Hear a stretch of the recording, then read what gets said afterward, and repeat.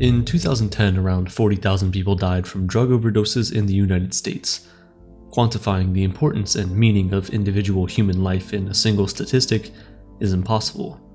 But that number might already seem high, especially if you knew one of those people. But it gets worse. So much worse. In 2021, more than 100,000 people died from drug overdose, and that number seems to continue to increase each year. Pinpointing an exact reason behind these rising numbers is complicated, but it all starts with these 5 words: fentanyl and the dark web. According to a UCLA study, fentanyl, a synthetic opioid that's 50 times stronger than heroin, was responsible for around 10% of drug overdose deaths in 2010. In 2015, the first spike of deaths as a result of fentanyl overdose happened. It remained localized in the eastern United States for several years, until 2019, when it made its way across the country. Suddenly, everyone was exposed and death rates skyrocketed. As of 2021, a staggering 66% of drug overdoses were as a result of fentanyl, and that number keeps rising. Now you might say, what's the problem? If people take drugs, they should be willing to face the consequences, and while you may be right, the problem is that most people who are dying from fentanyl overdose aren't even aware they're consuming it. And it's all because of one group of people. The fentanyl kings of the dark web, criminal gangs who have figured out how to manufacture and distribute fentanyl illegally. Because fentanyl is much cheaper to produce than other drugs, they've begun lacing it with those other drugs and selling them to unsuspecting users. This is the true cause of the fentanyl crisis. Between 2010 and 2021, the amount of drugs used didn't double, nor did the number of users. In fact, drug use hasn't increased very much, it's just become much more lethal. There is a solution, but it's a rather radical one that requires an open mind to even consider. What if we controlled the supply itself instead of trying to control the suppliers? If you can't beat them, join them, if you will. It could be that the only way to truly protect people from tainted drugs is to start right at the source by controlling the supply itself and having it produced and distributed legally. It might sound like a crazy idea, but it's actually being considered by governments worldwide right now. In December 2023, lawmakers in the Swiss capital, Bern, proposed a pilot project to allow the sale of small amounts of cocaine for recreational use. In January 2024, the mayor of Amsterdam supported a similar idea to create a regulated, healthy, and controlled market for hard drugs. And now, the movement has landed in North America through a public company called Pharmadrug. But for them, it's more than just an idea. They're already developing a biosynthetic pharmaceutical-grade version of cocaine that could be a game-changer for harm reduction. Their goal is to promote a safer, traceable, and quality-controlled option that could really improve public health outcomes. It sounds radical, I know, but once you get past the stigma surrounding the idea, it really does start to make sense. And it's not just some unreal dream of the future, it's already picking up traction. Pharmadrug is listed in Canada on the CSC and in the US on the OTC. They just filed for patents, and they're teaming up with a licensed lab with a plan to roll out a commercial batch of their biosynthetic cocaine within the next year.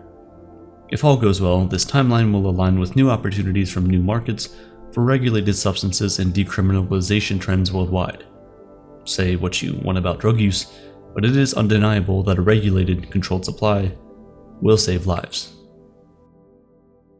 The approach isn't all that crazy when you think about how the opioid crisis exploded. Gone are the days of drugs being distributed on street corners or from corrupt doctors. Many now come from a much more sinister place: the dark web. Drug buyers no longer need a back alley to sell drugs. People don't need to steal from pharmacies or doctors' offices to get pills.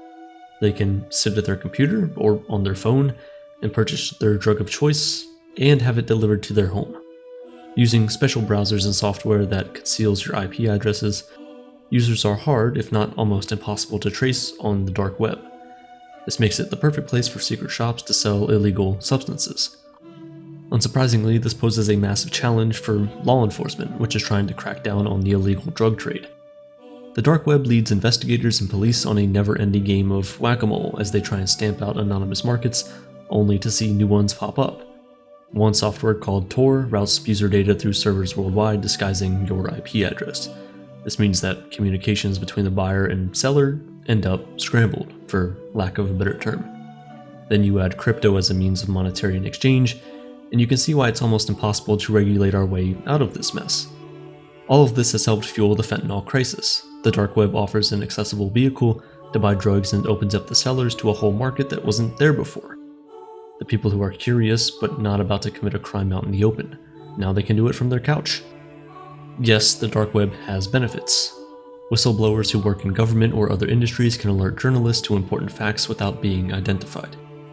People in authoritarian regimes might use the dark web to avoid detection or having their internet tracked. But the same features that make the dark web appealing for people who are trying to stay safe lure in drug traffickers to avoid police surveillance. By now, the dark web is so global that even municipal police officers have to look globally to track down shipments and transactions of illegal drugs. And if one site gets shut down, another one inevitably will take its place. But before it even makes it onto the dark web, dealers have to decide to use it. Fentanyl doesn't end up in shipments of cocaine by mistake. So why lace it in there if the chance for fatality is so high? Some dealers think they can mitigate the risk by measuring fentanyl carefully. If done correctly, fentanyl can help create a stream of return customers because it's so addictive. This explains why it's so often found in cocaine or in counterfeit Xanax and Adderall. It's more addictive than those drugs themselves, so it keeps people coming back for more. Also, there's the capitalist argument. It's cheaper than the other opioids. A small fraction of fentanyl can mimic the high of larger doses of other opioids like heroin or painkillers. Dealers will use simple binding agents and a small amount of fentanyl when they make counterfeit opioid pills because it helps their bottom line. The potency of fentanyl also makes it a really easy drug to traffic. A formerly incarcerated dealer claimed that he could make over 10 times the amount of counterfeit pills when he used fentanyl instead of other drugs on their own. Even though fentanyl is heavily regulated in hospitals or other medical settings, it's not regulated at all on the internet, much less the dark web. So small mistakes by uneducated, malicious, or ignorant dealers can be fatal. The big question is, can we stop it? Of course, to do that, we need to know who the people behind these dark websites are, the operations. Just like the infamous drug lords like Pablo Escobar or El Chapo, there are kingpins running the dark web trade as well. It all started with a site called Silk Road, the first large-scale dark web drug market, which began in 2011. It received a lot of media attention, and eventually, law enforcement was able to step in and shut it down in 2013, but more sites took its place. Alpha Bay popped up and was shut down in 2017, but has recently been clawing its way back to the top. Dream Market was also a popular market until it was shuttered in 2019. Its inner workings can tell us a lot about how these sites function. Dream Market had around 100,000 listings and at the time was the biggest dark web shopping center for drugs. More than half its listings were for illicit substances, although it also sold things like designer clothes, counterfeit money, and stolen online banking information. The shopping experience is similar to what most of us experience when we need a new yoga mat or that random piece that broke off your fridge.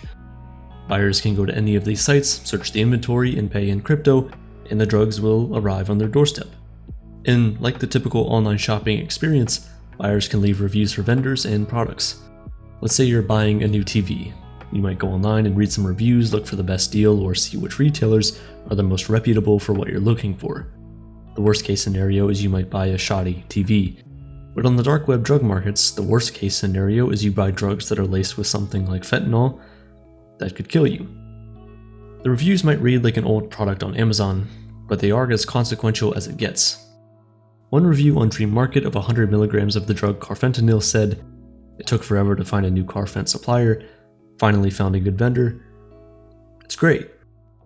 It reads innocent enough, but carfentanil is a synthetic opioid used to sedate large animals that is even more potent than fentanyl. 100 milligrams is enough to kill dozens of people. With all the difficulty around taking down sites and kingpins that operate them, there have been some high-profile success stories in curbing the dark web drug market. A 40-year-old Indian-British man named Banmeet Singh ran an international drug ring from his home in the UK. He was charged with conspiracy to commit money laundering and to distribute and possess with intent to distribute controlled substances in April 2024. He admitted that from 2012 to 2017 he was active on the dark web drug market, distributing heroin, cocaine, fentanyl, ecstasy, LSD, ketamine, Xanax, and plenty of other drugs. He had to surrender more than 4,000 Bitcoin, which was valued at more than $245 million, and was given the same priority level of threat as El Chapo. Then there was Operation Spectre, an enforcement operation from the US Department of Justice that ended in May 2023 that was meant to target opioid and fentanyl trafficking on the dark web. The operation resulted in 288 arrests, the most ever for this type of operation, and the seizure of 117 firearms and 850 kilograms of drugs, which also included 64 kilograms of fentanyl or fentanyl-laced narcotics.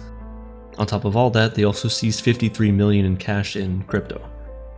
This international effort spanned 3 continents to disrupt fentanyl and opioid trafficking, and was accompanied by a public awareness campaign to promote resources for those struggling with substance abuse. The operation's message to criminals on the dark web is, you can try and hide in the furthest reaches of the internet, but the Justice Department will find you and hold you accountable for your crimes. This only furthered the Drug Enforcement Agency's commitment to shutting down the fentanyl and opioid supply chain from beginning to end. They may be committed now, but the dark web keeps growing and growing, and inevitably another kingpin will pop up, and no matter how successful they've been in the past, authorities will just need to start over again. So is it more effective to try and shut it all down, or just control the supply instead? Is a safe legal option like the one Pharmadrug offers the new idea that could mean an end to this vicious cycle? In the 1920s, the US banned alcohol, but people didn't stop drinking. They went underground, and illegal traffickers operated similarly to how those on the dark web operate now. Illegal activity increased, there was no regulation, and alcohol that was much stronger and more dangerous than what had previously been for sale became widely available. Are we in this era with the drug trade? And if so, is it time to rethink our approach? The goal is, by whatever means necessary, to save lives.